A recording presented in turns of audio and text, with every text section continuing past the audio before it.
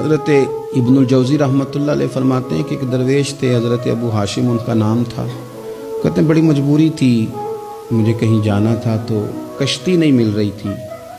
اچانک ایک کشتی گزرنے لگی تو میں بھی سوار ہونے لگا تو ملاح نے مجھ سے کہا کہ یہ ایک صاحب بیٹھے ہیں، بڑے امیر ہیں، ساتھ ان کی کنیز ہے، انہوں نے مجھ سے بک کر لی ہے، ساری کی ساری کی عقیدہ سی سالم کرا لیا ٹانگا، وہ ساری کی ساری بک کر لی ہے تو میں تو کسی کو نہیں بٹھا سکتا۔ تو وہ جو صاحب بیٹھے تھے بڑے سیٹھ آدمی تھے، کہنے لگے میاں آپ کسی اور کشتی میں بیٹھو۔ جو ان کی کنیز تھی نا وہ کہنے لگی چہرے سے کوئی نیک آدمی لگتا ہے، چلو اتنی سواریوں کی جگہ ہے، کسی کونے خدرے میں بیٹھ جائے گا، ہمارا کیا جائے گا۔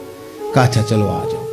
کہتے میں کونے میں بیٹھ گیا، تھوڑا رستہ آگے گیا، انہوں نے کھانے کا سامان نکالا، مجھے بھی کھلایا، لیکن کھاتے کھاتے میری نظر پڑی تو اس میں تو شراب کے برتن بھی تھے معاذاللہ۔ پھر اس شخص نے کھانا کھانے کے بعد اس کنیز سے کہا کہ مجھے معاذاللہ گانا سناؤ۔ وہ گانے گانے لگی، یہ میری طرف متوجہ ہونے لگا، مجھے کہنے لگا سنو، میں نے کہا میں یہ نہیں سنتا۔ پھر میری طرف شراب بڑھائی، میں نے کہا میں نہیں پیتا۔ تو کہنے لگا تو کیا سنتا ہے، تو کیا سنتا ہے؟ تو کہنے لگے میں سناؤں کیا سنتا ہوں؟ کہا سنائیے۔ فرماتے میں نے قرآن پاک پڑھنا شروع کر دیا۔ کچھ لوگ، میں آپ کو یقین سے کہتا ہوں، کچھ لوگ ایسے ہیں جن کی زندگی دور گزر گئی ہے مسجد سے، انہیں کو بندہ چاہیے جو تھوڑا سا جا کے پیغام حق سنائے۔ یعنی ان کو پتہ ہی نہیں ہے کہ دین میٹھا کتنا ہے، حسین کتنا ہے، قرآن میں چاشنی کتنی، سرکار کی تعریف کا، نعت خوانی کا رنگ کتنا شاندار ہے۔ میرا یہ ماننا ہے کہ جسے رب رسول کے رنگوں کی خوشبو کا پتہ چل گیا نا، پھر دنیا کا کوئی اور رنگ اسے اپنی طرف مائل کر ہی نہیں سکتا، سوال ہی پیدا نہیں ہوتا۔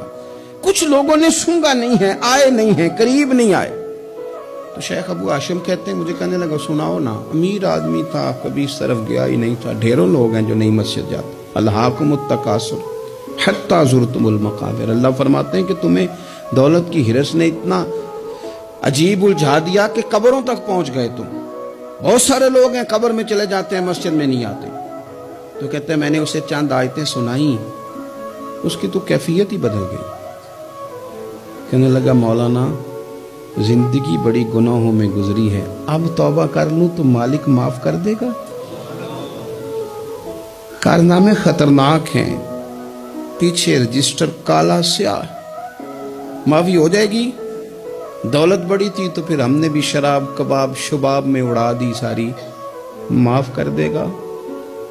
تو کہتے ہیں میں نے کہا ہو بندے کے آنے کی دیر ہے، اس کی رحمت تو فوراً ہی قبول کر لیتی ہے۔